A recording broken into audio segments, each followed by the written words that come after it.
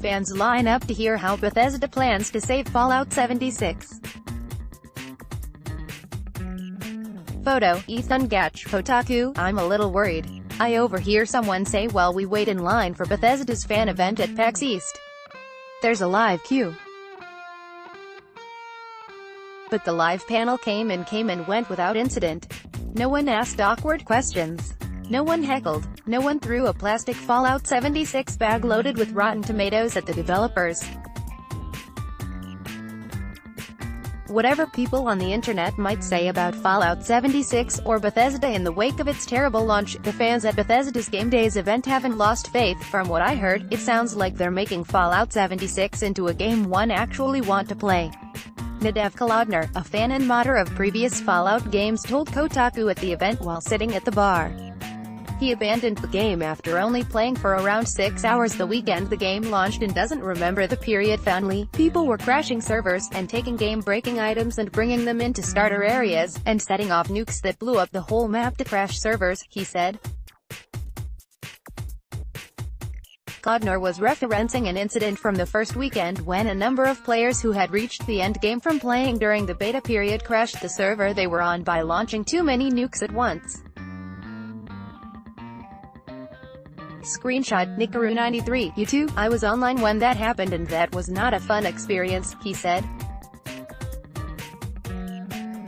People were like, oh, that was so cool, and for the people who did it that was a pretty cool thing, but for me as someone who had just started the game it was kind of like, oh, everything is frozen, my game is crashing. Kolodner, like a bunch of people, was turned off by how unstable Fallout 76 was when it launched, and all of the disparities between the vision Howard had shared on stage at Bethesda's E3 press event and the actual experience people were able to play. When a studio comes out and they say that a game is going to be one of the greatest they've ever made, when they say it's going to be open world, when they say it's not going to be broken, that it'll be balanced, and we're going to be able to have hours and hours of fun and you're going to be able to have this occupy maybe a year of playtime, and then it comes out and it's a buggy mess and servers are crashing and they didn't iron any of this out in the beta, then it's just kind of puzzling to me, he said.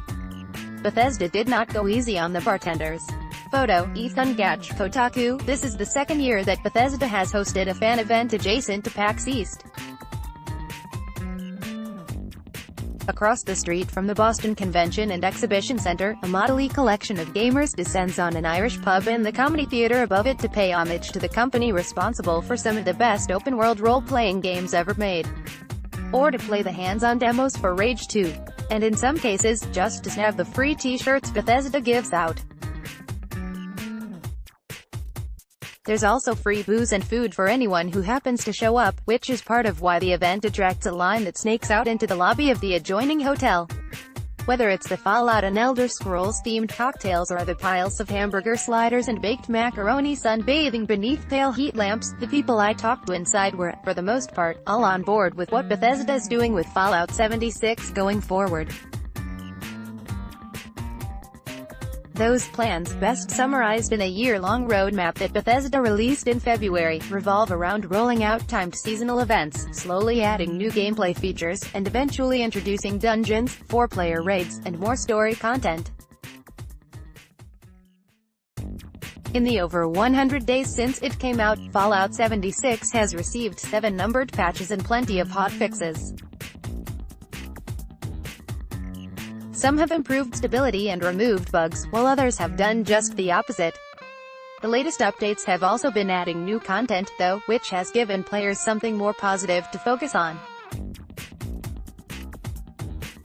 In the update titled Wild Appalachia, the highlight so far has been the Fastnicked Parade, a time-limited event where players teamed up on the main street of Helvetia to take down a legendary sloth and earn rare masks.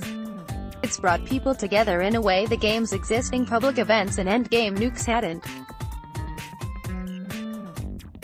It's also shown that the Fallout 76 experience can meaningfully evolve from where it began. It doesn't really force you to do any teaming up, said another player, Jamie Galvin, explaining the reasons he fell off the game.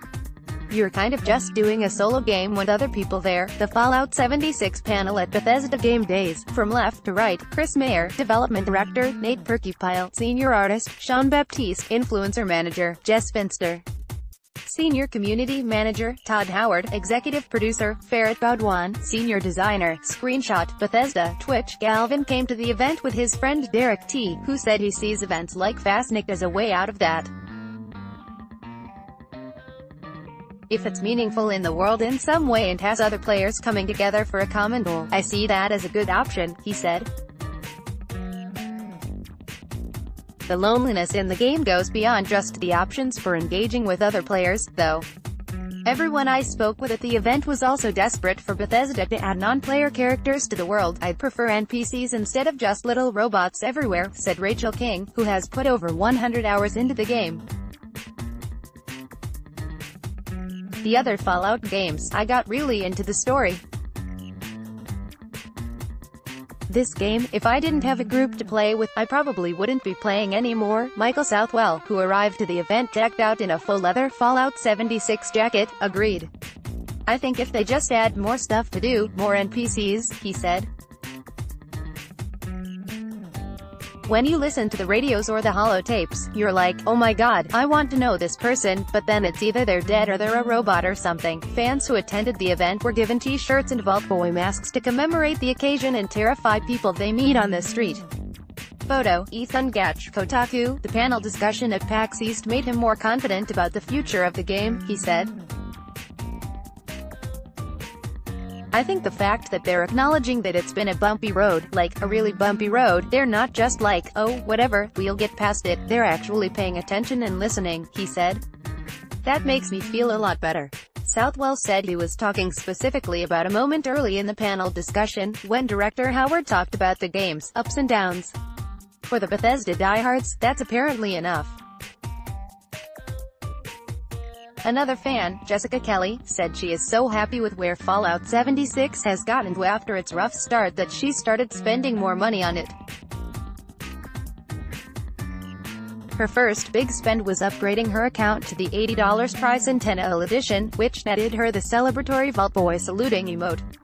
While Kelly agrees that the beta could have gone on longer and things could have been handled better, she wouldn't have wanted Bethesda to delay the game to fix its issues. I think if it was released now, people wouldn't have been as upset, but I think you're always going to have a vocal minority that are going to be very loud and very angry about things they didn't like, she said.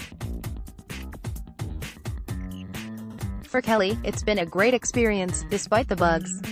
I've met more women in this game than I have in any other game, she said. How crazy is that? It's like The Sims